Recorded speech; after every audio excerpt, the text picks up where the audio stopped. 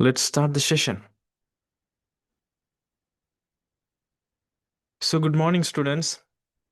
Today we are here with a business environment subject of AAT level 1.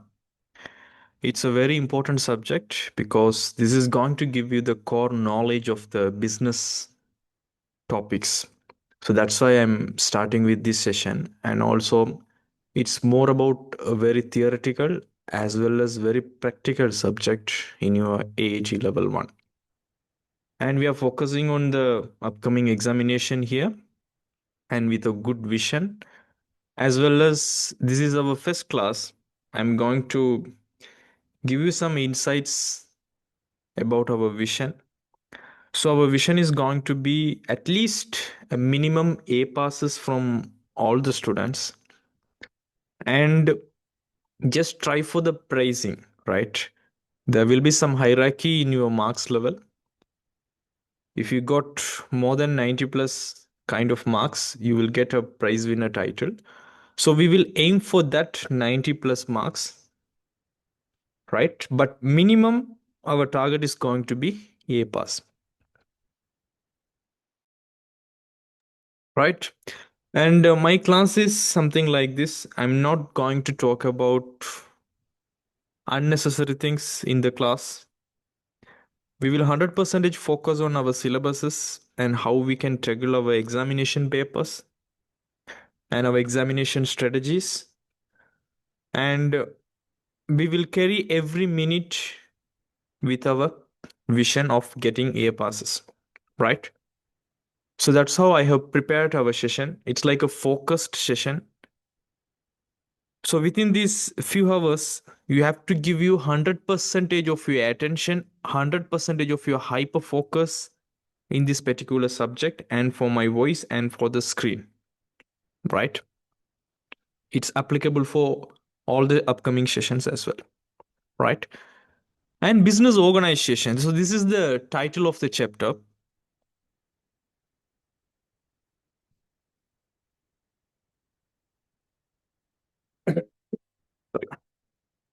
So let's break down the chapter overview.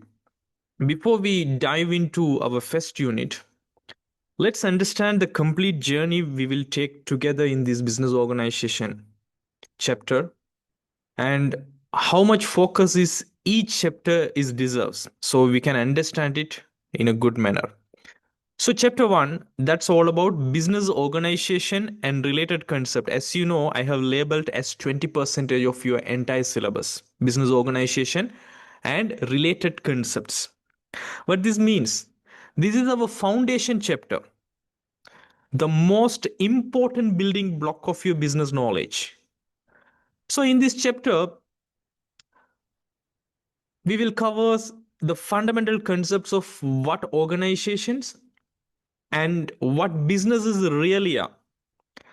And actually, we will explore how people come together to form organizations and different types of business structures.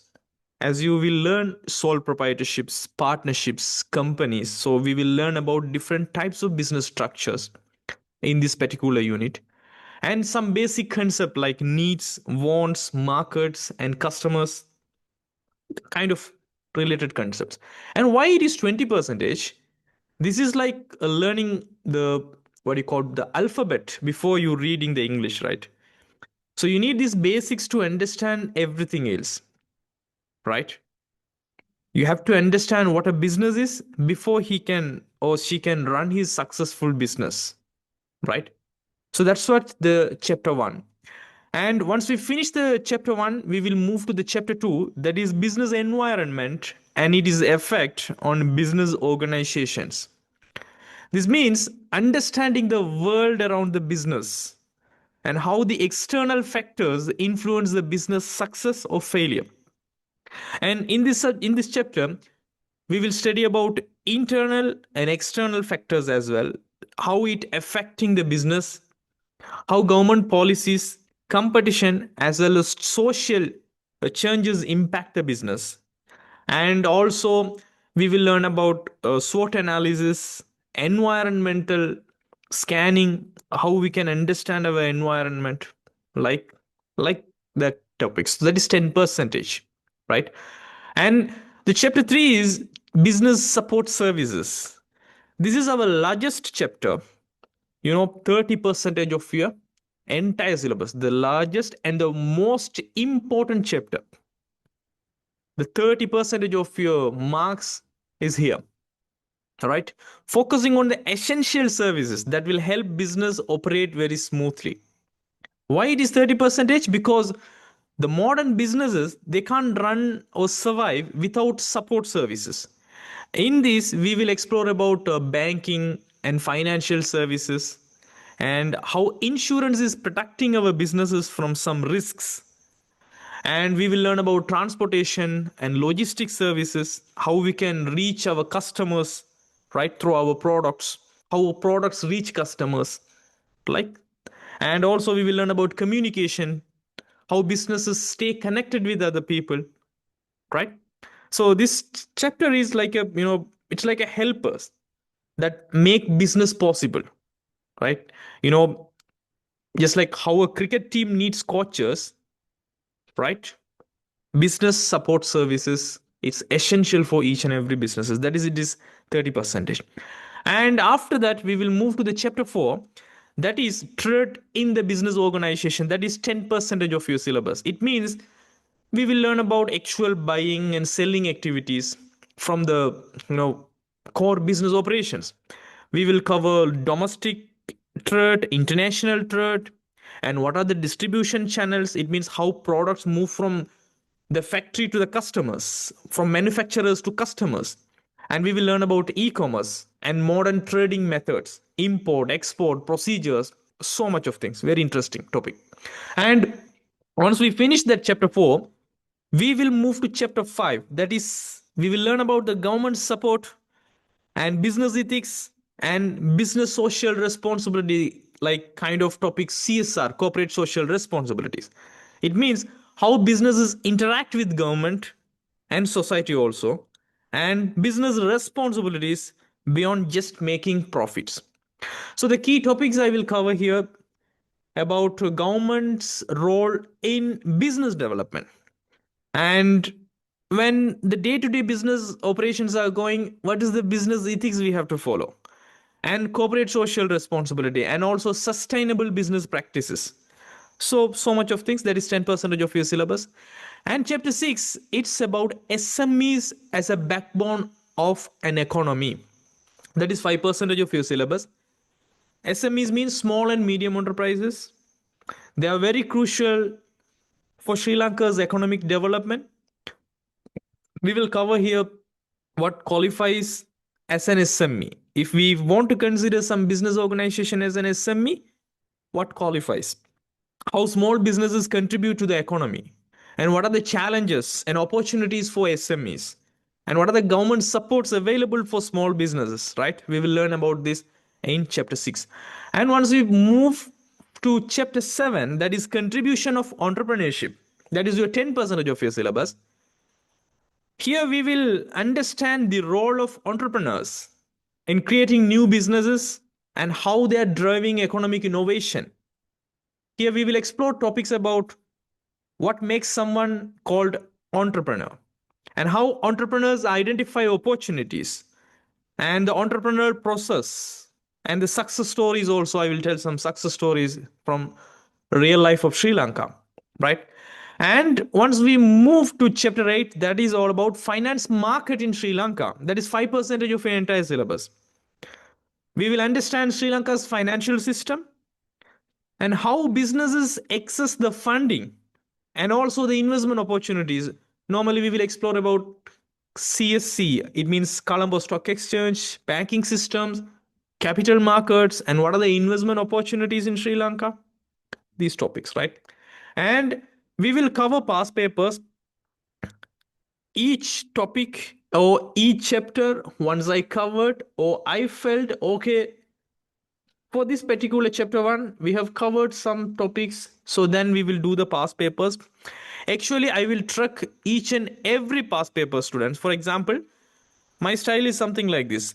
I am taking from 2025 to 2020 the all the available past papers, and we will track individually, like, from 1.1, 1.2, 1.3 to 1.20. It means all the questions I will label here according to the chapters.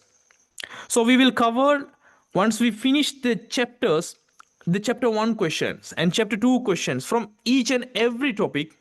So normally, most of the time, I will touch the past papers when we are learning the relevant topics, right? That's how I have prepared the session. I hope so. You got the overall eagle eye view of your syllabus that we are going to cover within another 3 or 4 months period. Did you understand all? The overall idea about your syllabus? Guys, please be interactive in the session. Shall I get a yes or no quickly, please, from all the people? You got the overall idea of the eagle eye view, right? Right? Yes. Please be interactive in the session. If I ask questions, if I ask something, be with me, chat with me. That's how we will interact. Right? I hope so. Okay, without wasting the time. So I think before we move, my dears, I just want to connect how these chapters connect. These chapters are not separate islands. First, you have to understand they are interconnected parts of the business world. You can think it's like a story. Like I can take the name of one of a student. Okay, Ashvika. Okay, yeah, Ashvika is here. So, like Ashvika has an idea of doing some catering business. So that's chapter 7, entrepreneurship, right? And Ashvika needs to understand the business basics. That's your chapter 1, business organization. And Ashvika studies her environment about who are the competitors, who are the customers, their personas, who are the suppliers. That's chapter 2, business environment. And Ashvika needs a bank loans, right, to operate her business. And she needs insurance and delivery services to deliver the food to the customers. That is chapter 3. And she must learn how to buy the what do you call ingredients or the raw materials, and how to sell the food. That is trade, selling and buying. At the same time, Ashvika wants to operate very ethically, and you know she's trying to get the government support, and she's contributing to the society. That's all about chapter 5. At the same time, her small business, it's an SME sector. It will contribute to the Sri Lankan economy. That is SMEs. Eventually, she might need some investors from the financial market. That is chapter 8. So, my dears, these are very fundamental and very practical. If you want to understand the business and if you want to start a business, it's not a theoretical subject. The knowledge you will gain here, practically, it can be applicable. Right? And as well as I just want to make sure the high priority areas are the 20% and 30%. It means we can give the number one priority for the business. Sorry, it's not for business organization. It's going to be for chapter 3, right? We can give the number one priority for 2 chapters.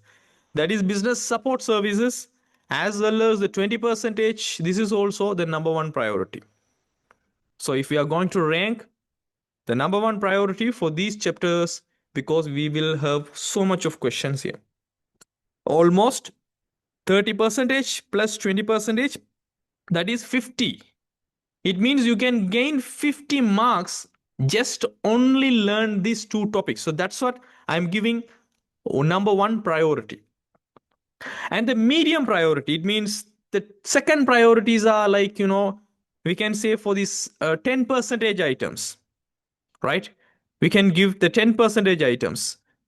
So these 10% items we can give the second priority. And chapter 4 also, it includes the second priority. And the government ethics, this is also the second priority, right? And the 10% here, it also the second priority, right? And the third, the lower priority topics, these are The third we can allocate for chapter 6, that is 5 percentage, and chapter 8, that also 5 percentage. So this is how we have to allocate our time when you are in the revision stage. So you have to know what are the main priority topics. The high priority means we have to spend more time and master the fundamentals in the chapter 1, as well as in the chapter 3 also we will deep dive into support services. This will be very heavily tested. And the medium priority topics like chapter 2 and chapter 4 and chapter 5, as well as chapter 7, we have to balance our time equally among these. Focus on understanding the concept, that's it. And the lower priority topics, that is 5 percentage, that is I think 8 and 6, it is important, but we have to allocate less intensive study here, right? So that's it. So then today, the number one priority topics, we will start the 20 percentage of your syllabus, and let's learn about that, right? So the business concept. So here there are two topics. There are two parts actually: business concepts and business organizations. Today we will explore about business concepts, the fundamentals, right? So organization and business. So the word organization is something different and business is something different, but in practical, we will use these words interchangeably. We will use sometime to refer some business as organization or some organization as a business. But in practice, in theoretical knowledge, organization and business both are different.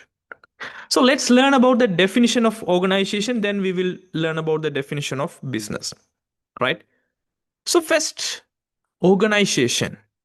So it means, my dears, in this section, we will introduce the fundamental concepts of how groups of people come together and work towards common goals, and how business activities emerge from these organized efforts from these people, right? So it's a journey, right, into understanding the business organization. We are going to explore how people come together to create something bigger. Companies, big giant companies like Apple's, as well as the other companies as well. They have people, right? They come together and they have created something bigger in $1 trillion economy, $1 trillion profit, but they could not achieve alone. Think about it, right? For an example, I'll take one of our student. Let's take the name of Danya, okay? Let's take the name of Danya.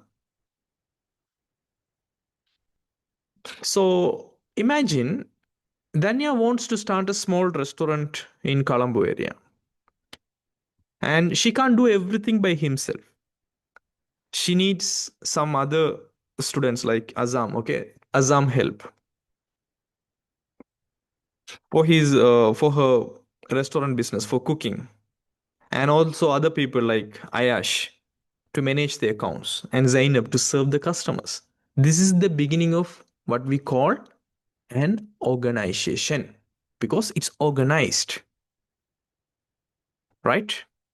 For an example, in Sri Lankan context, let me tell you a story about how Dialog Exiata, Dialog company, right? Dialog Exiata, that's the original name. One of the Sri Lanka's largest telecommunications companies, right? It began with a group of people who had a common vision. They have to revolutionize the telecommunications in Sri Lanka. They could not achieve this dream individually, but together they built what we know today as Dialog. Everyone knows, right? So the definition of organization, there are two peoples in our syllabus, W. Richard Scott, right? So what he says is an organization is a collection of people working together to achieve a common purpose. So it's like there is a common purpose And there are collection of peoples, they are working together to achieve this common purpose. Think of this like, as I mentioned earlier, a cricket team, where the 11 players work together to win that match. It's an organization. They have organized. So that's his definition. And Stephen P. Robbins, an organization is a group of people systematically arranged working to accomplish some specific purpose, the same idea but in different words, right? Imagine, you know about Cargill's Food City, right? Everyone knows. So how Cargill's Food City arranges its employees, the cashiers arranged, shelf stockers, managers, all working toward the goal of serving their customers. That is, an organization is a group of people systematically arranged working to accomplish some specific purpose. You can take example as our Digital Accounting Institute, Digital Accounting Private Limited. We have allocated so much of admins, right? For particular students, you have allocated your admin. So you have to communicate with them. They will serve to you. It's systematically arranged. Every form you have submitted, we are allocating systematically admins. And systematically, we have sent the invoice details. Everything is recorded. So that is a meaning, a definition of organization, not business, okay? I'm not talking about business here. I'm talking about business organization. Just cut the word business. I'm talking about organization. It means it involves with a group of people to achieve a common purpose. Right? I hope so you understood the definition. And there are three elements of an organization, right? There are three elements. That is common goals. As I mentioned earlier, people are working together to achieve this common goal.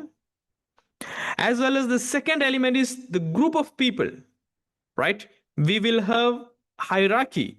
Who is the CEO? Who is the manager? Who is working under who? What are the responsibilities? Who are the accountable people? And also the interaction. It means the structure, the communication. So these are the three elements.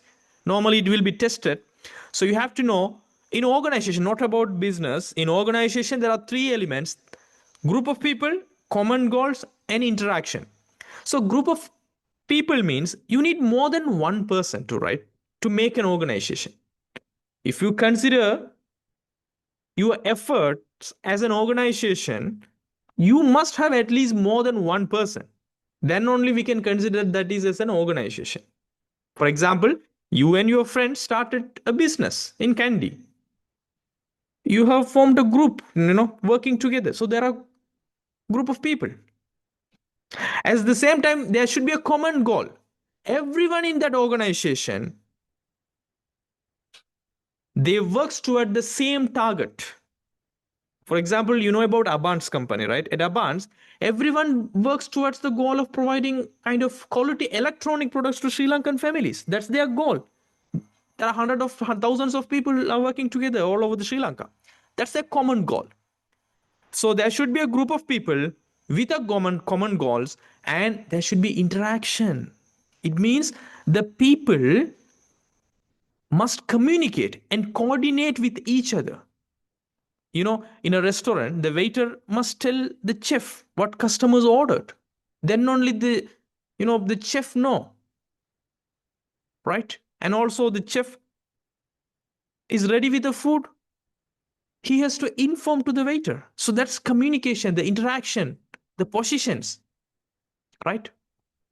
I hope so you understood. So these are the three elements of an organization, right? So we know about the definition and three elements. Now we are moving the reasons for creating organizations. So you can ask why we have to create organization. As a person, as a man, why can't we do everything alone? Everything as myself. So these are the reasons. So the reason number one, my dears, accomplishing tasks beyond individual capabilities. Right? I'll explain one by one. Right? So let's go one by one. Accomplishing tasks beyond individual capabilities. What does it means? It means, my dears, you can understand from this infographic as well. The first one, no single person can build an empire business. No single person can build an airplane. But the companies like Boeing, they employ thousands of people to create these flying machines, that is airplane. In Sri Lanka, you know Katunayaka Expressway, right? Building the Colombo Katunayaka Expressway, it required many organizations working together. So, some task we cannot achieve individually. As you know, we have thousands of people here, thousands of students. In Digital Accounting Private Limited, if we take for this batch, if we take our Tamil medium students as well as English medium students, it's more than 2000 people we are handling. How can I handle alone? How can I respond to the messages and every inquiries? That's what I have formed a team. We cannot accomplish some task because we are individual. We have some limitations. For a single day, we have only 24 hours. We cannot serve to all the customers. So the first reasons we have to form an organization with a common goal, with the people, with the communication, with the structure is we cannot accomplish everything individually. Right? That's the first reason. And the second reason is delivering products to meet growing personal needs. Growing personal needs. You know, see the second infographic here. You know, I'll take one of our student named Amna, okay? If Amna here. So Amna's family is in Betiklo. Just assume, imagine, right? So Amna's family in Betiklo grew. So she needed more income. So she joined with some neighbors to start some a kind of any cooperative business, a kind of fishing cooperative business. But you know very well, one person could not catch enough fish for the entire community's needs, no? Right? So the communities, the society's demand and needs are growing very fast. So one person, we cannot fulfill entire nation's demand. Then we have to form an organization. So delivering products to meet growing personal needs. Right? That's the second reason why we have to form organization with the people and structure and common goal. And the third reason is creating, developing, and sharing the knowledge. We have to create the knowledge, develop the knowledge, and share the knowledge. We must need people. We must need organization structures. We need a common goal, right? So the third reason is creating, developing, and sharing the knowledge. You know, medical professionals from organization like Sri Lanka Medical Association is there. They have to share the knowledge and they have to improve the healthcare society, healthcare system. So they need an organization. For example, there are two doctors, assume like in Alaka, Farah, someone. So they work together at a hospital. They share their expertise. That benefits more patients, right? That is an organization. When we need an organization, the senior people, junior people, right? And the fourth reasons why we have to form an organization is benefiting from synergy. Very important word, synergy. It means collective strength. Normally, 1 plus 1 is 2. But when it comes to synergy, 1 plus 1 is equal to 3. The magic of synergy. You know, some business organization, they will merge. For a real life example, when Sampath Bank, they have merged with something called Housing Development Finance Corporation Bank. So these two are separate banks, but they have merged. So they have combined entity. They become stronger than both banks operating separately. That's a synergy. For an example, now, Mr. Faizal, I'm teaching right now, and in my business environment students, if we work separately, we cannot achieve prize winners range of AAT marks. But when we are working together, my expertise, my knowledge, and it is mixed with your efforts, it will give some magical moments in your AAT journey. That is the power of synergy, collective strength, right? So that's what we need organization. And so this is from benefiting from synergy, collective strength. And the fourth one is optimizing the use of limited resources, right? My dear, small businesses, they often share their resources. For an example, there will be delivery vehicles, right? So two businesses, they will share to reduce the costs. That's what we are optimizing the limited resources. Limited resources means we have the resource, but it is limited compared to our wants, right? Sometimes there will be two businesses. They will share the same delivery truck to deliver the goods. So we can optimize the use of limited resources when we have an organization only. Otherwise, we are wasting that resource, right? And the fifth reason is okay, that's the fifth reason, right? Optimizing the use of limited resources. So these are the reasons why you have to create organization. We cannot accomplish tasks beyond our individual capabilities, and we have to deliver the products to meet the growing personal needs, so we cannot do alone. And if we want to create the knowledge and develop the knowledge, and we have to share the knowledge to the next generation, we need an organization. And if we want to benefit from the synergy, the collective strength with other people expertise, we need organization. And if we want to optimize our limited resources, we need people, we need structures, right? So these are the reasons, my dears, why we have to create organizations rather than doing everything alone. I hope so this topic makes clear. And the importance of organization, both are same topic, but we are seeing in different view, right? So the importance of organization in simple terms, my dears, I'm giving you two importance. The first one is inability of individuals to handle all tasks alone, right? This infographic tell us we cannot handle all tasks alone. Can you imagine to run Sri Lankan Airlines by one person? Is it possible? Is it impossible? Because the modern tasks are too complex for one person to handle. We need departments. We need head of the departments. We need team members for that head of the department.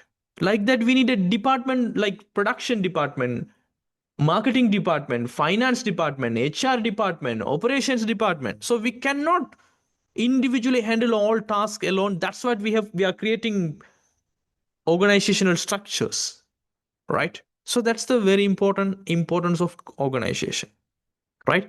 And the second is modern society based on individual specialization. My dears, this is very important. Individual specialization, it means one particular person, he is specialized or she is specialized with one thing, right? For an example, you specializes in graphic design and your friend specializes in accounting, then you can work together. So individual specialization, we are in the society in individual specialization. So if we have an individual specialization, for example, you are interested in graphic design and you are specializes in graphic design, you are going to start an organization, you need a people to do accounting. So if it is more than one person, that is organization, right? That's what. So these are the two things of importance of organization. And let's see about Henry Fayol's principle. So what he is mentioning is organizational interest supersedes personal interest. What does it mean? It means, my dears, he's mentioning the organization goal should come before your personal desires. If you are an employee, CEO, even an owner, the organization goal should come before your personal desires, right? Let's talk about PickMe. PickMe, right? There is a Sri Lanka's ride hailing app. It connects drivers as well as passengers and technology specialists. So no single person could have created this service, right? PickMe. It required software developers. It requires drivers, customer service representatives, and also business managers. All are working together. So then they have to put the organization goal first, right? Sometime one driver wants to take a day off, but he prioritizes an important, you know, a client presentation for the company's benefit. That is organizational interest supersede the personal interest. You have to put organizational goal first. So that's all about organization and business. Before I move to the next topic, formal and informal organization, I just want to hear from you. Students, are you all okay with my lecture type? Are you happy with my explanations? Right? Okay, once the session finished, definitely I'm going to ask a feedback. Please let me know in the group. Right? Then fine. So we studied about organization, and now we are moving the formal and informal organization. Again, we are talking about organizations, but a term called formal and informal organization. So normally this area definitely they are going to test. If they are going to test in this area, they will ask the questions about what are the characteristic of formal organization, right? Then otherwise they will ask a question, differentiate formal and informal organization. So this is very important area. So let's talk about individually formal organization as well as informal organization, right? So there are question also, right? Let me handle the question. This is from 1.18 2025 January, chapter 1. State the difference between formal organization and informal organization. So once we finish this topic, you have to answer this question, right? So let's talk about formal and informal organization. I hope so. This is for 2 marks question. 2 3 lines you have to write. That's all. So let's learn about formal organization and informal organization. What this mean, my dears? Because sometimes an organization can be officially established with the clear rules, clear structures, and there's a defined purpose, right? For an example, a formal organization like very well organized libraries. Everything has its place and they will follow specific rules, right? So that's it. So formal organizations. So we are considering these as a formal organization. I will give some examples also. So groups created according to a defined structure. There is a structure, a CEO and other people, right? There is a registered name. These are formal organization. Like central bank, there is a marketing department, an AAT, Association of Accounting Technicians. These are formal organizations. So we can simply say groups created according to a defined structure. For example, Department of Marketing, Central Bank of Sri Lanka, and AAT, right? Because in Department of Marketing, for example, Department of Marketing at Hemas Holdings, a company, there is a clear hierarchy, the job positions and the job descriptions and reporting lines, who is reporting to which manager. So that's a formal organization, defined structure, right? And Central Bank of Sri Lanka, there is it is established by law. There are specific functions, goals, formal procedures. So that's a defined structure. An Association of Accounting Technicians, AAT, right? They have membership rules. If we want to become an MAAT, Membership of Association of Accounting Technicians, there are rules. You have to finish your AAT 12 exams. You have to go with a 1 year training experience with a monitoring or non-monitoring. And examination requirements are there. There are some professional standards. So there are rules. That is defined structure. That is what formal organization. An informal organization, right? That's simply what you do with your friends. So groups form through social interactions without a formal structure, right?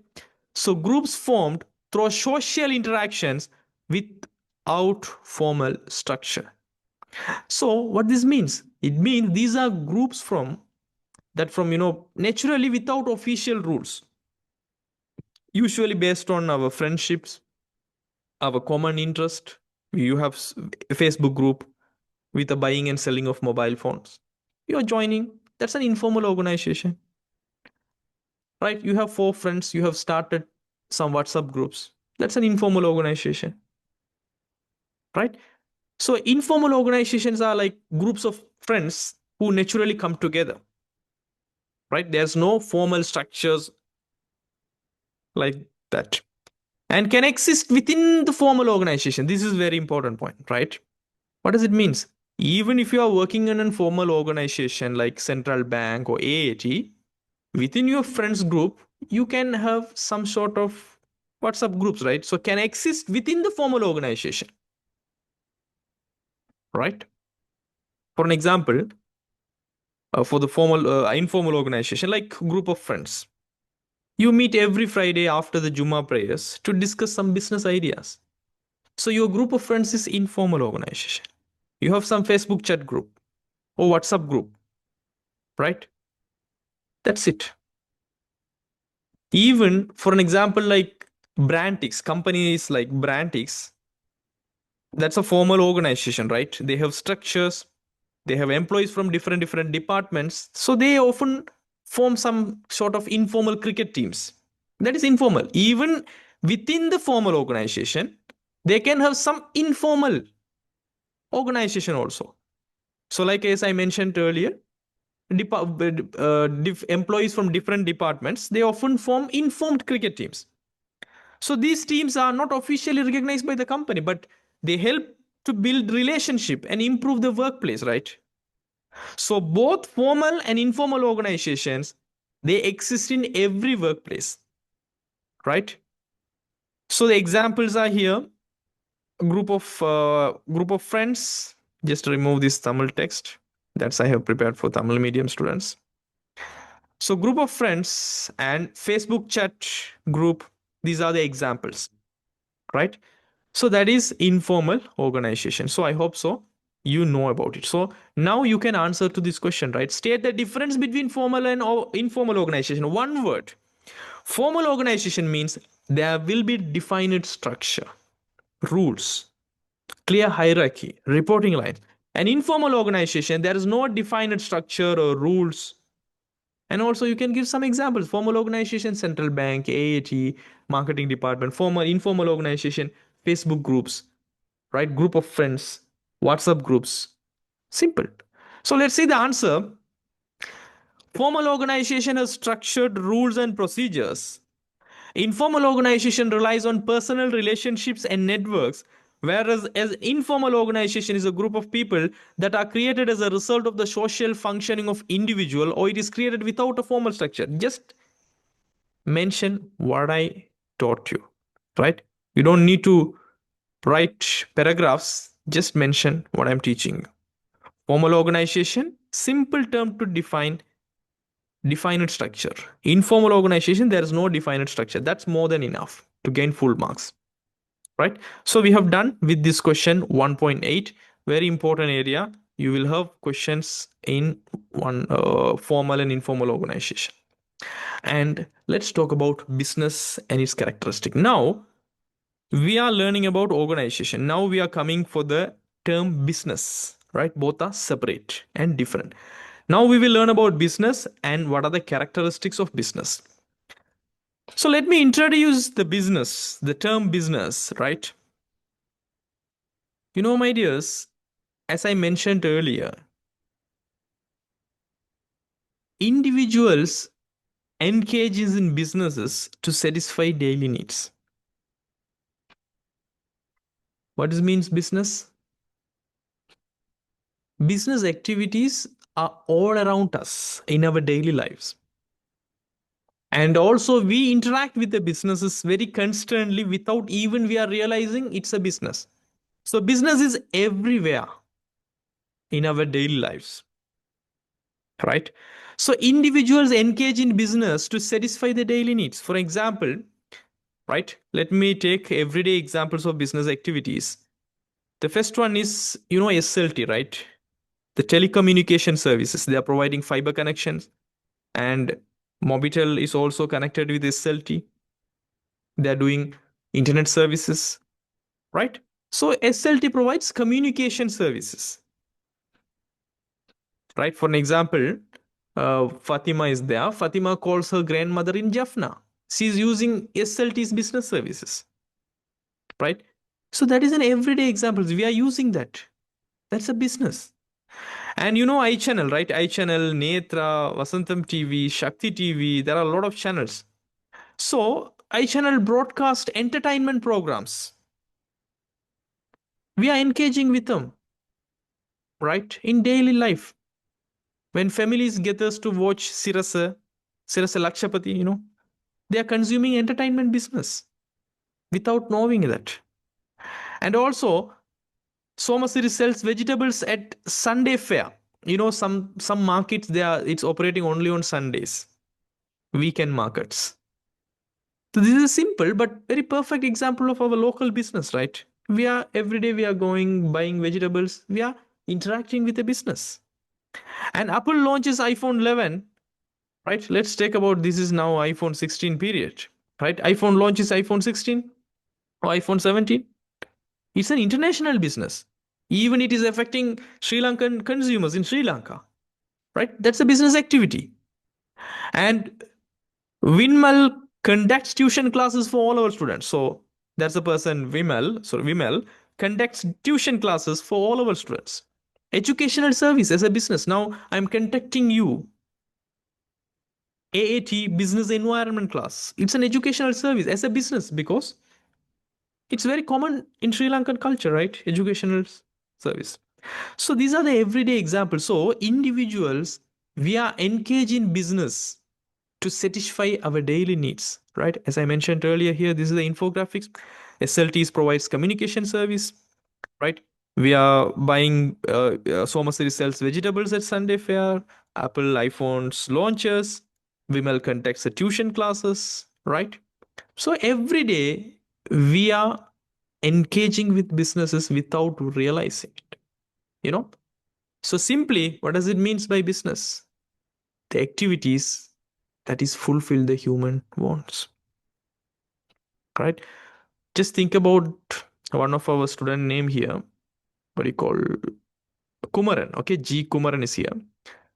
So Kumaran, who runs like a small textile shop in Kandy, imagine, every morning he opens his shop, arrange his fabrics, welcomes the customers, and he will negotiate the prices with the customers, and he will make sales, and he's conducting the business, right?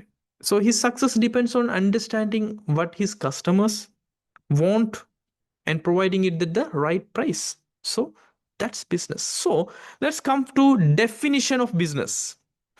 So CL Bovey, he's giving a definition. A business is any profit seeking activity. He's mentioning profit seeking activity that provides goods and services designed to satisfy the customer's needs.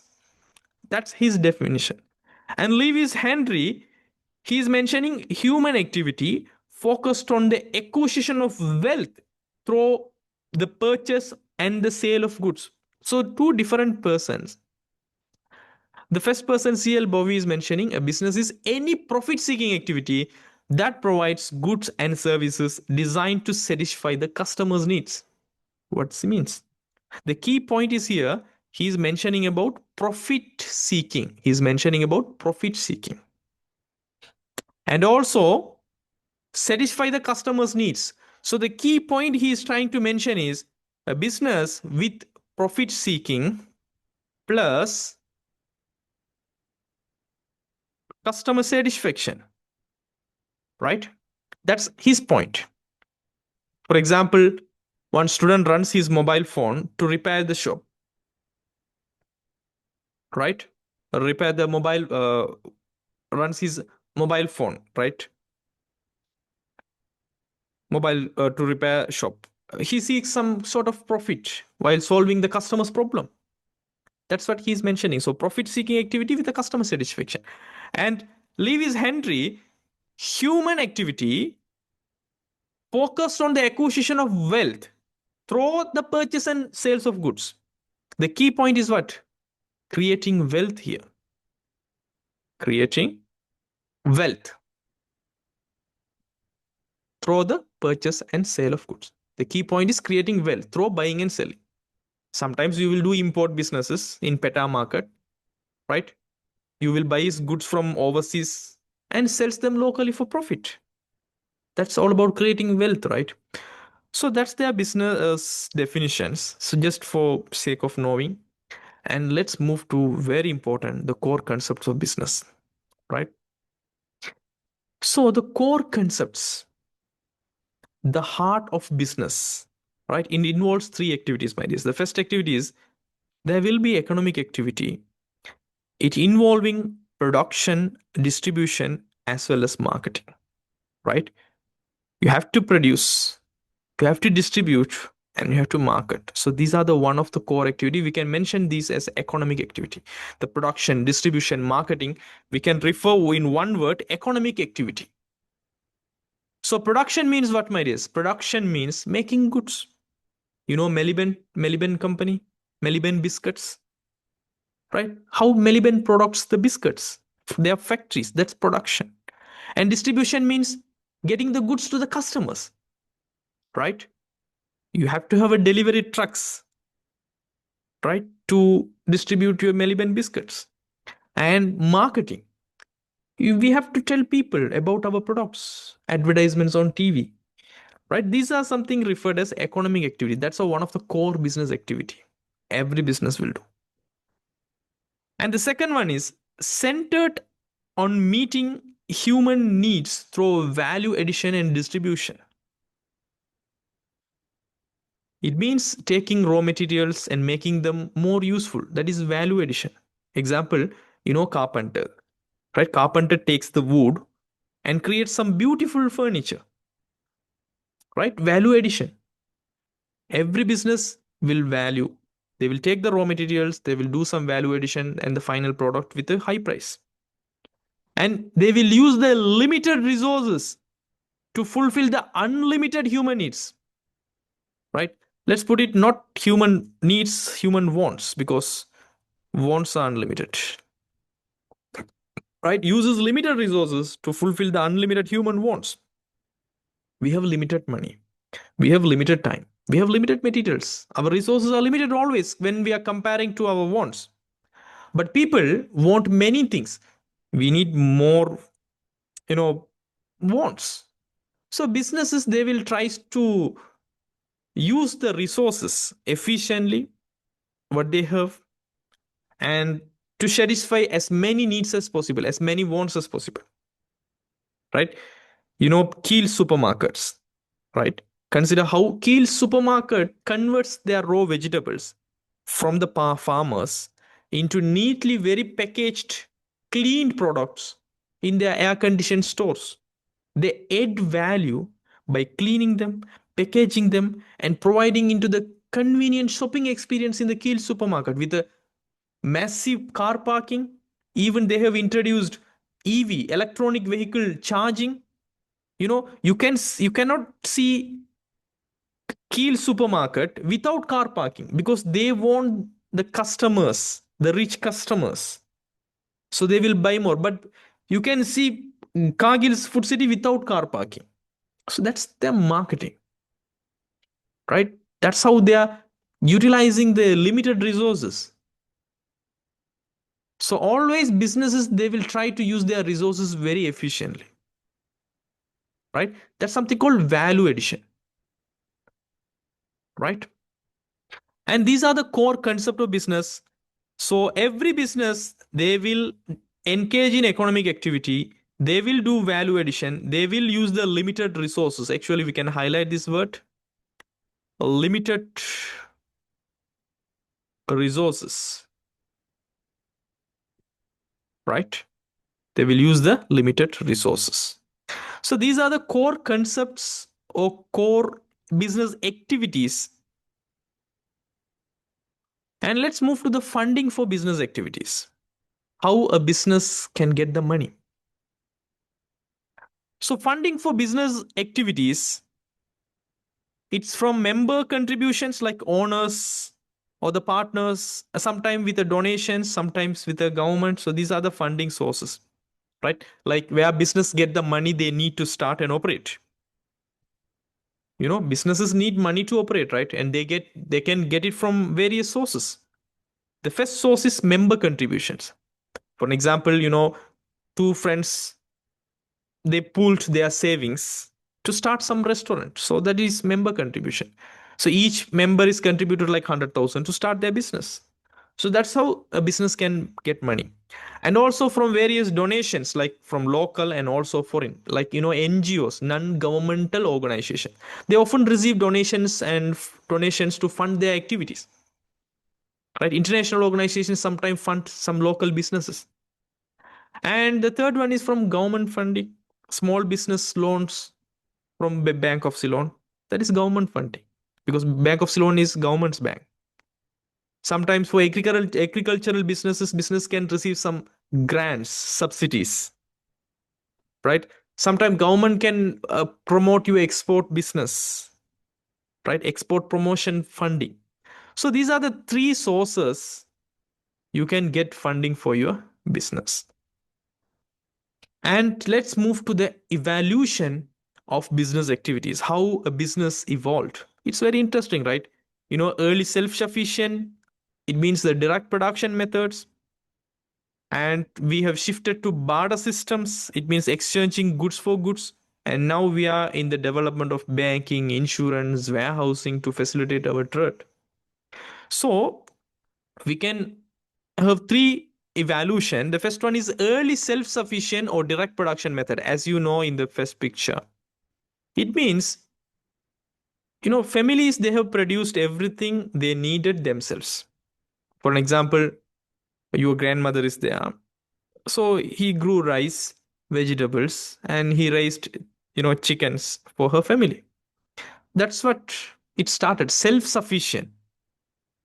Whatever we want, we will make it. Give me 1 minute. I'm receiving a call.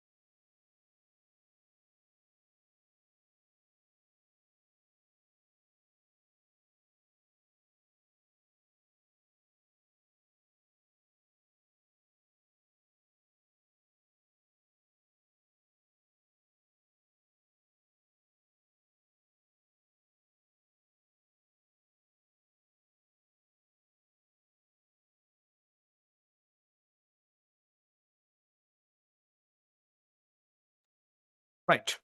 So early self-sufficient or direct production methods.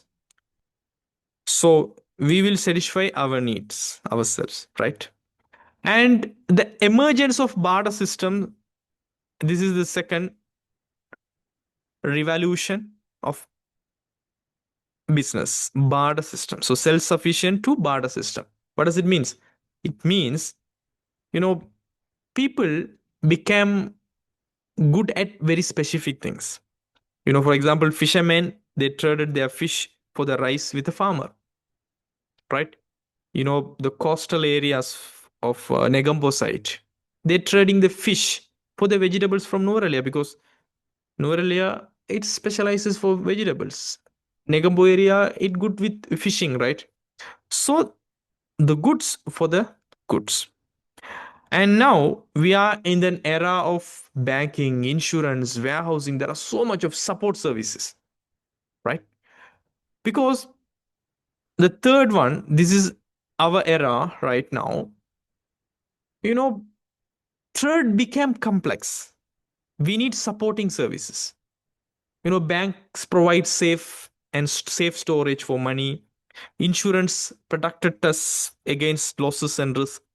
And there will be warehouses. We can store our goods safely, right? So this is how an evolution of business. activities. So this is just enough for your understanding. And let's move to the impact of the industrial revolution, right?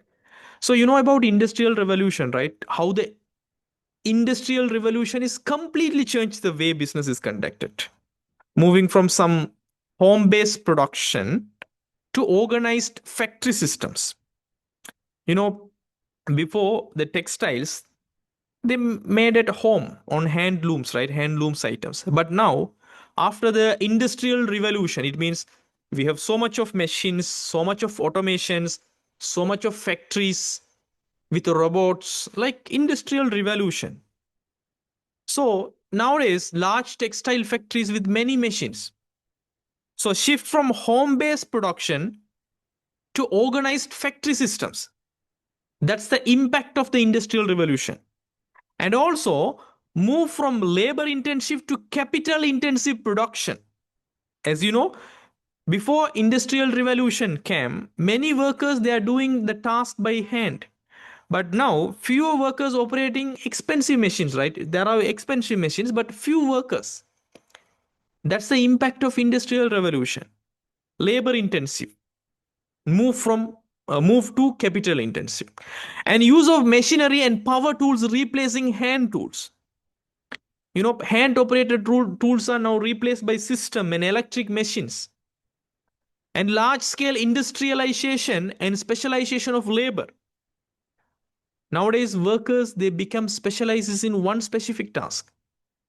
So the mass production became possible right now. And production aimed at markets rather than personal consumption. Now we are doing for the market, Sri Lankan market, Candy market, Norelia market, and international market, not for the personal consumption. Because of industrial revolution, making products to sell to others, not from own use, not for own use. For an example, you know, the tea industry. So they have the transformation, right? Initially, the tea was processed manually by the estate workers. Today, the factories like, you know, in Novarelia, they use some sophisticated machinery for sorting and processing and packaging the tea for the global markets. So that's how the impact of the industrial revolution. So the text based here, shift from home based production to organized factory system, and move from labor intensive to capital intensive production, and use of machinery and power tools replacing the hand tools, large scale industrialization and specialization of labor, and production aimed at markets rather than personal consumption. So these are the impact of the industrial revolution. Industrial revolution means we have introduced with machines, we have introduced with, right, iron, right? And development of commerce, let's talk about development of commerce. This is also, commerce means buying and selling kind of stuffs, right? So the first one is expansion of markets, right? So the expansion of markets mean, my dears, now the local markets they grew into national as well as international markets, right? So village fairs, it became shopping complexes right now. So the expansion of markets means they are serving to largest customers right now. So that's the expansion of the development of commerce. As well as the second one, advances in finance, banking, insurance, and communication. Now the better financial system. We have better financial system. It supports larger transaction. We have insurance. It reduces the risks.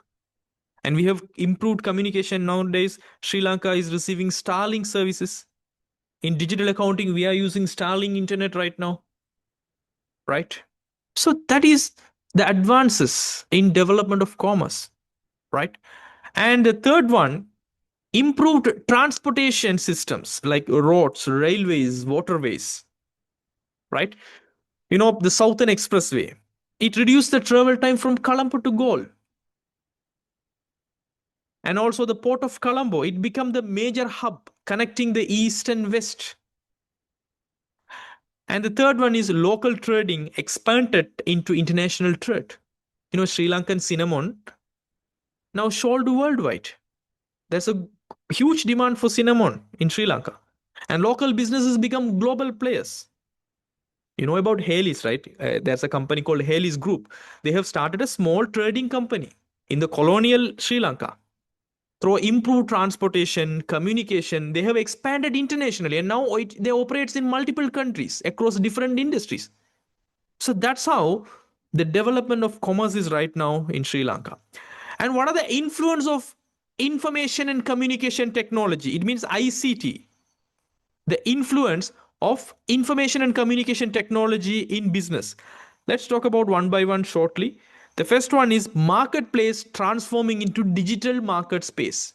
That's the one of the influence of information and communication. So marketplace transforming into digital market space. What this means? Physical shops, it becoming online stores. Nowadays, Zahra, LK, they're bringing international shopping to Sri Lankan homes. Now, one of the major competitors for Daras is Temu. Temu up, right? People are ordering in huge terms. So, marketplace transforming into digital market space, not place now, space, online. And also, local businesses evolving into global enterprises. Small businesses, they can now sell worldwide through the internet, right? A handicraft maker in Kandy, he can sell the products to customers in Australia now. That's the impact of ICT, information communication technology, and digital products and electronic business. Nowadays, they're talking about e-business, e-commerce. What this means, the products that exist only digitally. Online shopping is replacing the traditional shopping. And use of electronic money, that also one of the impact of ICT. We are using credit cards, mobile payments. It's replacing the physical cash. Free me app, it's allowing instant money transfers, right? During our COVID-19 situation, my dears, when the physical shops were closed, many Sri Lankan businesses quickly moved online, right? Very quickly. So that is something, a power of impact of ICT. So marketplace transforming into digital market space, local businesses evolving into global business enterprises, and digital products and electronic businesses, e-business, e-commerce growth is here with the impact of ICT, and we are using electronic money. So these are the influence of information and communication technology.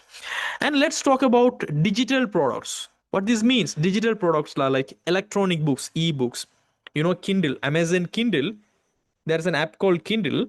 You can buy books international. Normally I am using Kindle to read books because I cannot carry bunch of books wherever I go, wherever I find time. I'm already downloaded so much of books in my list, so I'm stored online Kindle books, so I'm reading. That is ebooks. That's a digital products, my dears. So products that exist only in digital form and can be delivered through internet, something we can mention is a digital products, right? So stored, delivered, and consumed electronically. That is digital products. For example, ebooks and software and online movies. So ebooks, instead of buying physical books, we can download, like as I mentioned, Kindle books. And software, Microsoft Office, mobile apps, games, digital products. And online movies. Nowadays, we are watching movies at Netflix, Amazon Prime, YouTube, local streaming services. Digital products, because it is stored in digital electronically, it is delivered in electronically, we are consuming electronically. So digital products and components of the business world, as I mentioned earlier. So this is how a business have two components. We are dividing into industry and commerce. Industry means there are a lot of business. For example, education industry, banking industry. Education industry, there are hundreds of businesses doing education. In banking industry, there are hundreds of banks are there. So the business we can divide as industry as well as commerce.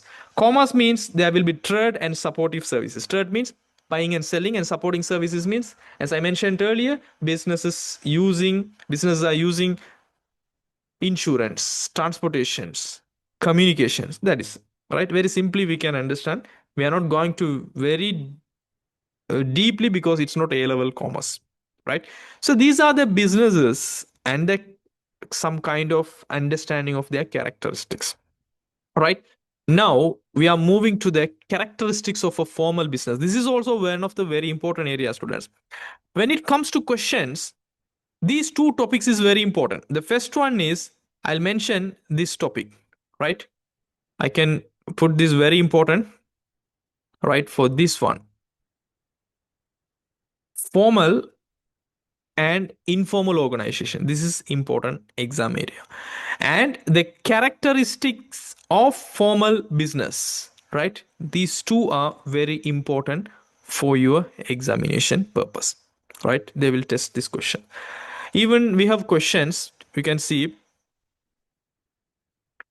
from 2024 July 1.9, which one of the following is not a characteristic of a formal business? We will see this question once we finish this topic, right? So the characteristics of formal business. So there are six characteristics we are going to see. The first one is there will be economic activity, right? What does means by economic activity? Economic activity means business operate with objectives using the limited resources. As I mentioned earlier in the topics, economic activity means we will use production, distribution, marketing, consumption, pricing, costing. Everything is economic activity, right? So this is one of the component. It means the different parts that make up the complete business ecosystems, right? So the first one is economic activity. So business involves using money, resources, also some economic principles to create some value. So formal business always have economic activity. You have to remember that, right? So we will use production, distribution, marketing, pricing. We will do everything. Every decision involves cost and also benefit. We will analyze cost and benefit analysis. So for this decision, what are the benefits? What are the cost? Right? Because our money, our time, our materials are limited. We have to use it efficiently. So the production, distribution, consumption, everything is involved cost. Everything has a price tag. Everything has price. Cost must be calculated very carefully, right? So formal business always have economic activity like production, marketing, as I mentioned earlier. And the formal business always have kind of purchasing, sales, or exchange something, right? The primary business functions, right? We can mention it as a trading goods and services, right? Sometime you will buy raw materials, you will buy machineries, you will buy stationaries and selling wholesalers, retailers, or consumers. So buying and selling always a formal business characteristics, right? So the core of business is trading. Trading means buying and selling, right? Buying and selling something. Usually we will buy at lower prices, sell at higher prices. Trading is the heart of the business, my dears, right? Buying what you need for business and output is selling what you produce or trade with the value addition, right? So that's the core business activities. And third is continuous process, very important term. We are not going to do one time transactions, we will continue, right? Continually we will improve our product, we will craft our product, not a one time process. So the real business is not a one time activity but an ongoing operation that continues over time. We will produce, we will sell, we will make profit, we will grow again, we will produce, we will make profit, we will grow. It's a continuous process, ongoing operation, not one time activities, right? So ongoing operations, not a one time activities, aimed at sustainable growth and long term profitability. We are aiming for sustainable. It means not the growth for this year. We are aiming for the 10 years growth, the long term profitability. Focus on building something that lasts, creating systems that can operate year after year, right? So selling your, kind of your old bicycle is not a business. It's a one-time transaction. Running a bicycle shop with regular buying and selling, it's a business. You understood, right? Right? For an example, you are selling your old sewing machine to buy a new one. That's not a business. Business is someone like, Mariam running a tailoring shop where she regularly buys the fabric and sell the finished good. That is business, right? So you have to understand the one-time transaction versus business. So there's a continuous process. Always it's a characteristic of formal business. And the fourth one, it's motivated by profit. A formal business, one of the characteristics is it's motivated by the primary goal is maximizing profits through the sales. So the primary goal, it's maximizing the profit through the sales, right? Because the primary driving force behind business activities in formal organization is desire to make some money and generate some profit. So profit is something, is the fuel that drive the business, right? The revenue minus cost is equal to profit, right? We can say profit means what? Revenue. What are the revenue we generate and what are the costs we have incurred in terms of cost of sales and other administrative selling expenses? That's profit. Revenue take away costs, right? Higher profit means business success. And also, the profitability is the indication of business success. We can expand our business, we can hire more people, and we can serve more customers. Unprofitable business, eventually they will close down, right? And various motivational benefits for business owners beyond profits. But there is a motivation, not only the profit, but still there's some personal satisfaction. They're doing business for social recognition. We are doing business for independence, right? For our independence and control, and someone doing businesses for contributing to the community, because there are non-profit business organization also, but primary focus is motivated by profit. That's one of the characteristic of formal business organization. And in every formal business organization there will be risk as well as uncertainty, right? What does this means? It means, my dears, inherent uncertainties. Inherent means we cannot avoid, it's natural. Inherent uncertainties affecting achievement of objectives. Market conditions, they can change unexpectedly. Customers preferences, it may shift. Economic conditions can fluctuate.